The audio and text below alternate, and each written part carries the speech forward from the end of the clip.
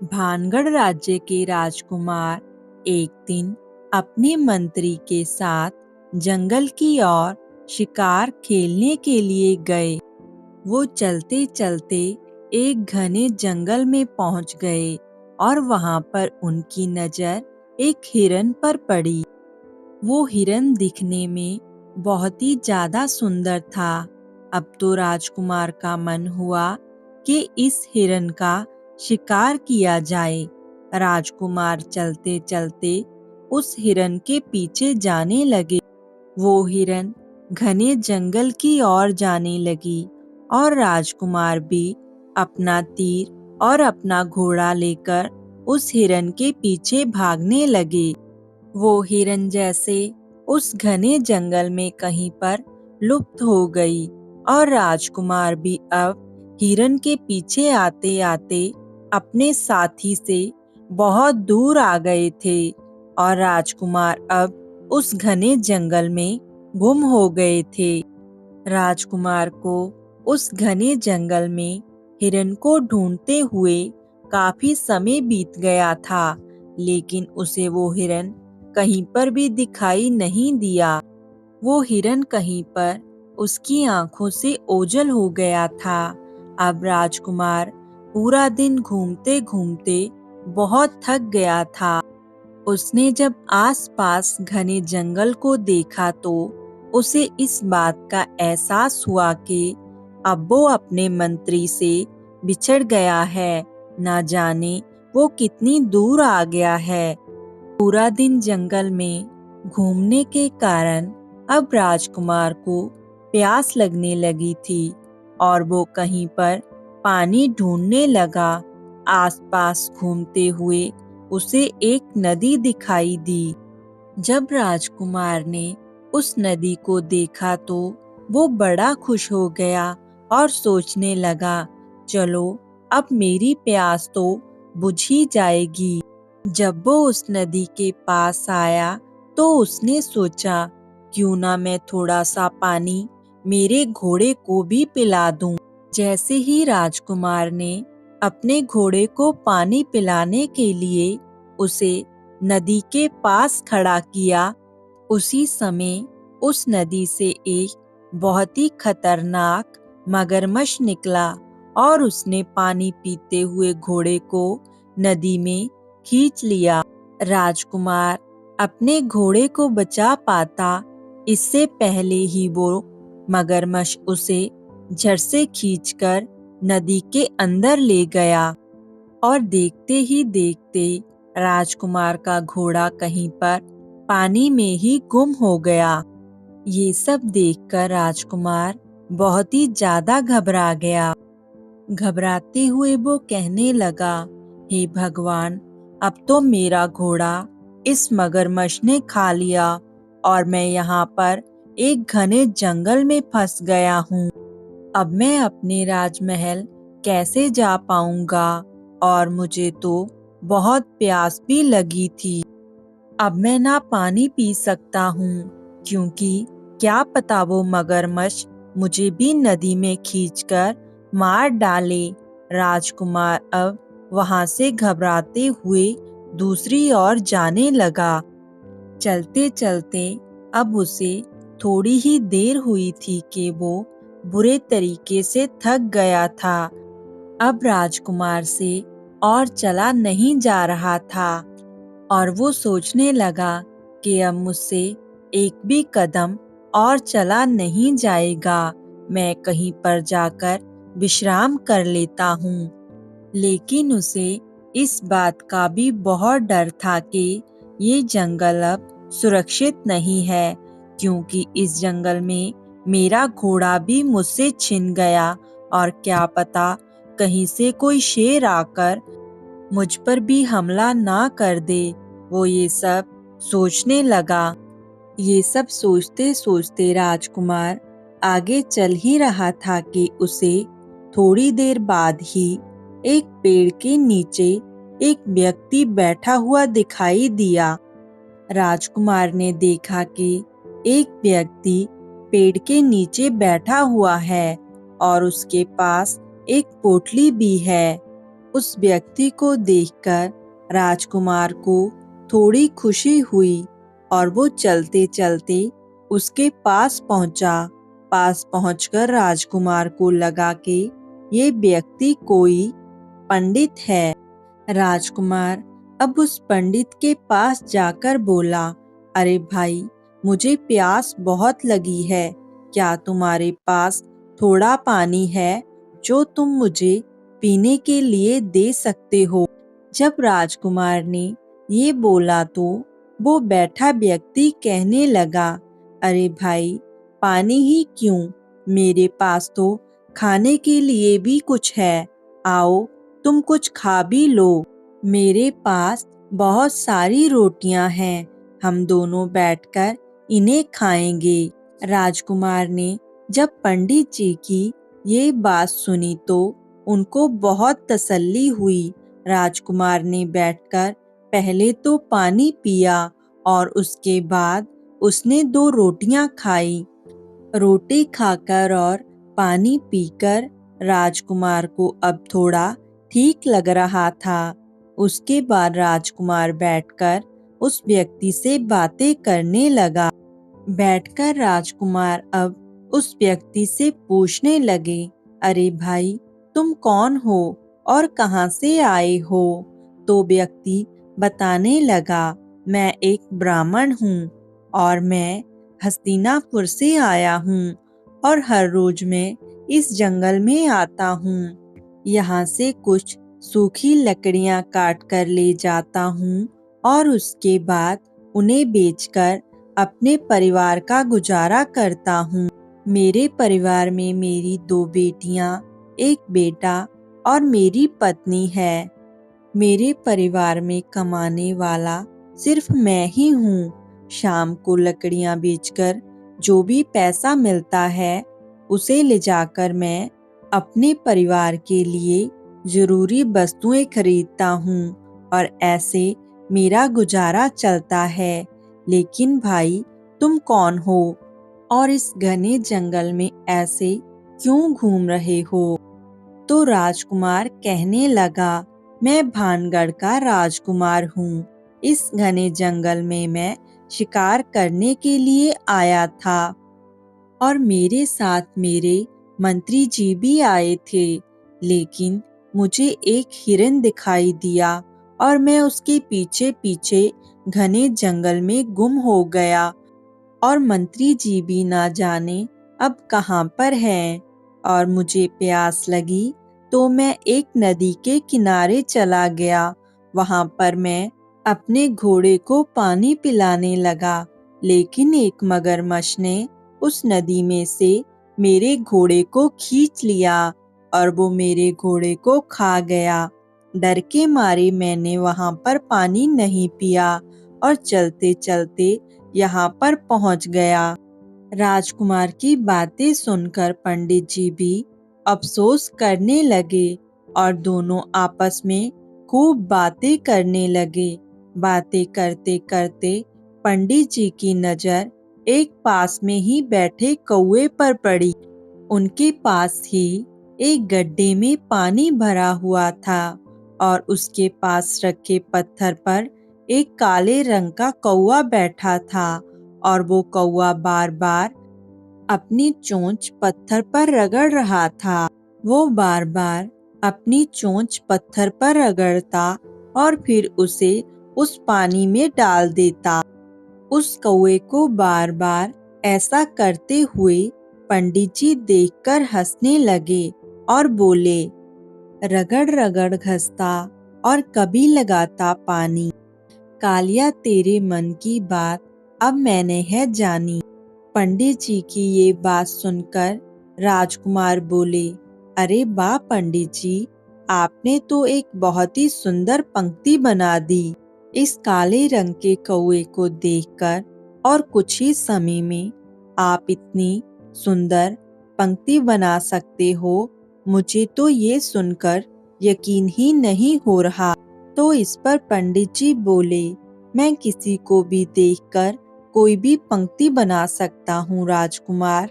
मेरे मन में इस समय इस कौवे को देखकर यही पंक्ति सूझी तो मैंने तुम्हें यही पंक्ति सुना दी। राजकुमार को अब पंडित जी की ये पंक्ति बहुत अच्छी लगी और उन्होंने हंसते हंसते पंडित जी से विदा ली और जंगल से बाहर निकलने का रास्ता भी पूछा। और वही पंडित जी की बनाई हुई पंक्ति गुनगुनाते हुए अब राजकुमार अपने राज्य में पहुंच गया। अब सुबह शाम राजकुमार उस पंक्ति को जरूर दोहराता। उसे वो पंक्ति बहुत ही ज्यादा अच्छी लगी थी। अब धीरे धीरे ऐसे ही समय बीतने लगा। एक दिन अचानक ही राजकुमार के पिताजी की तबीयत बहुत ज्यादा खराब हो गई। दूर दूर से वैद्यों को बुलाया गया, लेकिन किसी को भी उनकी बीमारी समझ में नहीं आई और कुछ दिन वो बीमार रहे और अचानक से एक दिन उनकी मृत्यु हो गई। अपने पिता की मृत्यु से राजकुमार अब बहुत ही ज्यादा टूट चुके थे, लेकिन राजकुमार को ही अब उस राज्य को संभालना था। इसलिए राजकुमार को अब राजा की गद्दी पर बिठाया गया। राजकुमार अब राजगद्दी पर बैठते ही अपना धर्म और कार्य बहुत अच्छे से करने लगे। उन्होंने हर कार्य की तरफ अपना विशेष ध्यान रखा। राजकुमार अब अपने राज्य में होने वाले हर तरह के काम को बड़ी विशेष नीति से जांचने लगे।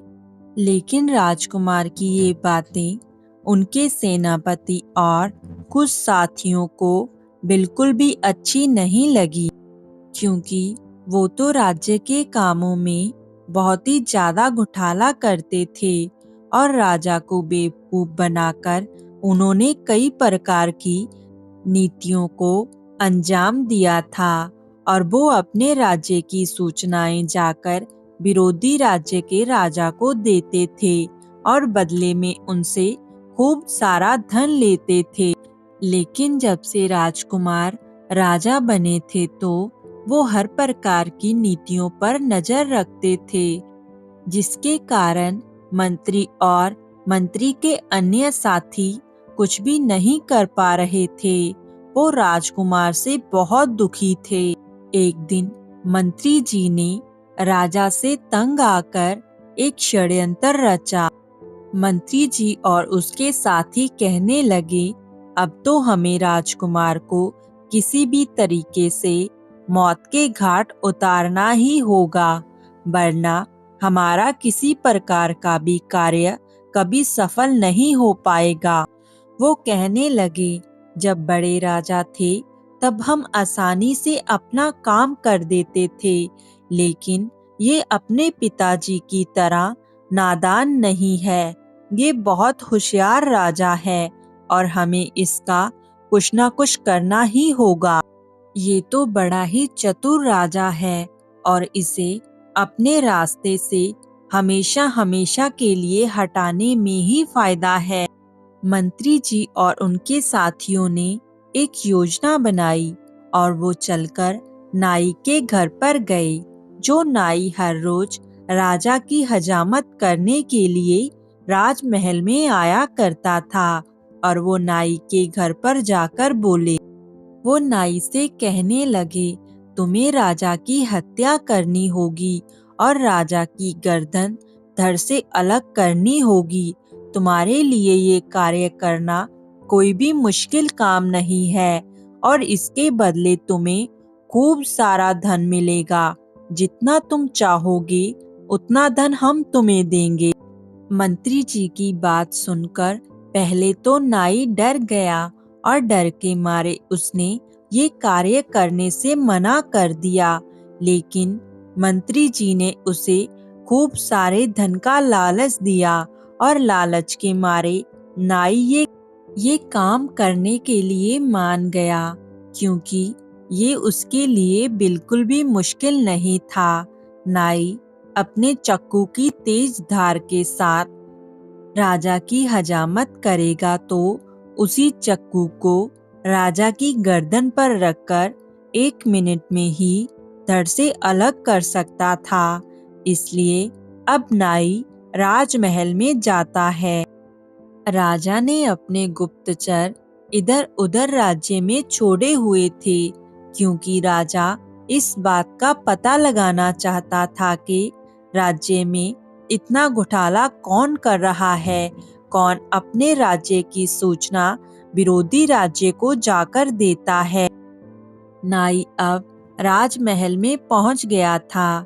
नाई जब राजा के सामने आया तो राजा कहने लगा, अरे भाई, तुम आ गए, चलो अब जल्दी से मेरी हजामत कर दो। नाई अब मन ही मन बहुत खुश हो रहा था, क्योंकि उसे राजा को मारने के बदले में खूब सारा धन मिल रहा था। इतना धन कि उसकी 7 पुश्तें भी बैठे बैठे खाएंगी तो वो भी समाप्त नहीं कर पाएंगी। अब नाई राजा के कक्ष में बैठ जाता है और अपना तेज धार वाला उस्तरा निकालता है और एक कटोरे में पानी ले लेता है। अब एक पत्थर पर वो उस उस्तरे को घिसने लगा। नाई अब बार बार उस उस्तरे को पत्थर पर घिस रहा था और उस्तरे की धार को तेज कर रहा था। उस पर थोड़ा पानी लगाता और फिर से उसे घिसने लगता। नाई को ये सब करते हुए राजा बड़ी देर से देख रहा था। उसी समय राजा का एक गुप्तचर राजा के पास आया और राजा के कान में कुछ कहकर वहां से चला गया। नाई को ये देखकर अब थोड़ा डर लगने लगा और वो सोचने लगा कि कहीं राजा को इस बात का पता तो नहीं चल गया कि आज मैं उन्हें मारने वाला हूँ। नाई अब पूरी तरह से घबरा गया था और वो अपने कार्य को जल्दी से समाप्त करना चाहता था। अब वो तेजी से चक्कू पर थोड़ा पानी लगाता और उसे पत्थर पर घिसने लगता। ये कार्य अब वो बहुत तेजी से करने लगा। राजा अब नाई को ये सब करते हुए देखकर हंसने लगा और राजा अब वही पंक्ति गुनगुनाने लगा। रगड़ रगड़ घसता कभी लगाता पानी, कालिया तेरे मन की बात अब मैंने है जानी। राजा की ये बात सुनकर नाई के अब होश उड़ गए और वो सोचने लगा कि राजा को तो सब पता चल गया है कि मैं भी उनके गुनहगारों के साथ शामिल हूँ और उन्हें आज यहाँ पर मारने आया हूँ। अब तो नाई पूरी तरह से घबरा गया और वो जोर जोर से कांपने लगा। अपना उस्तरा भी उसने वहीं पर छोड़ दिया और हाथ जोड़कर राजा के चरणों में गिर पड़ा और कहने लगा, हे राजन, आप मुझे माफ कर दीजिए। मैं मंत्री जी के साथ मिलकर थोड़े से रुपयों के लालच में आकर आपकी हत्या करने जा रहा था। मैं लालच में आ गया था, आप मुझे क्षमा कर दीजिए महाराज। राजा ने जब नाई की ये बात सुनी तो उन्हें बहुत अचंभा हुआ और वो सोचने लगे कि मेरी इस छोटी सी पंक्ति से मेरा कितना ज्यादा फायदा हो गया। जिन विद्रोहियों को मैं पकड़ना चाहता था उनका सबका सच आज मेरे सामने आ गया। ये नाई तो मुझे आज मार ही डालता। मैंने तो वैसे ही वो पंक्ति गुनगुनाई थी। नाई ने डर के मारे राजा को अब सारा सच बता दिया, मंत्री जी और उनके साथियों के बारे में भी। जब राजा को इस बात का पता चला कि उनके मंत्री जी ही उनके साथ विश्वासघात कर रहे हैं और सारे षड्यंत्र के पीछे वही हैं, तो उन्होंने मंत्री जी को अपने सैनिकों को भेजकर पकड़वाया और मंत्री जी और उनके साथियों को सबको कारागार में डाल दिया। राजा ने अब नाई को भी नहीं बख्शा, क्योंकि वो सोचने लगे जो आदमी एक बार विश्वासघात कर सकता है वो दोबारा विश्वास करने के लायक नहीं होता।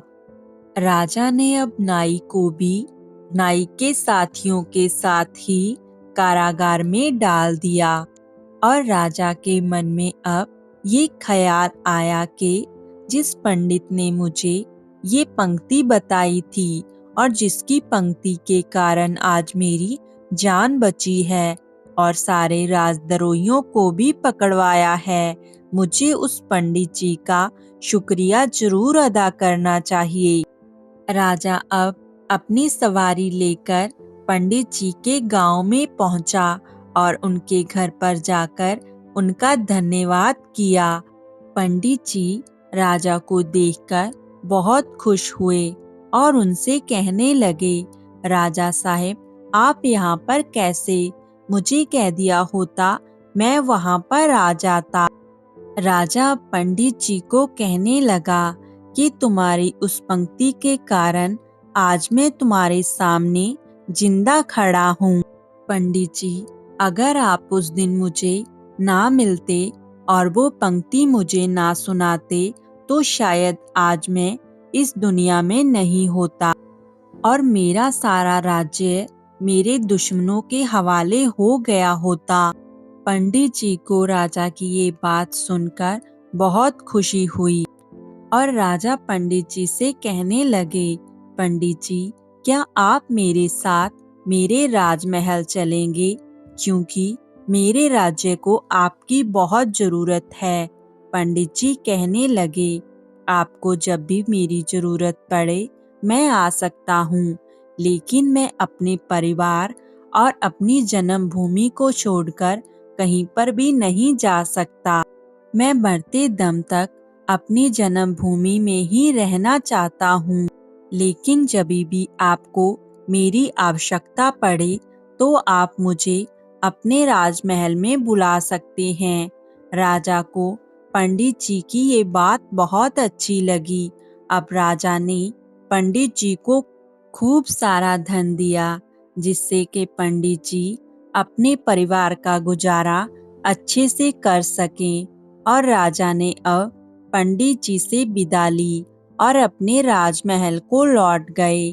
पंडित जी अब बड़ी खुशी से अपने परिवार के साथ रहने लगे और जब भी राजा को उसकी आवश्यकता होती तो वो उनके राज्य में चले जाते।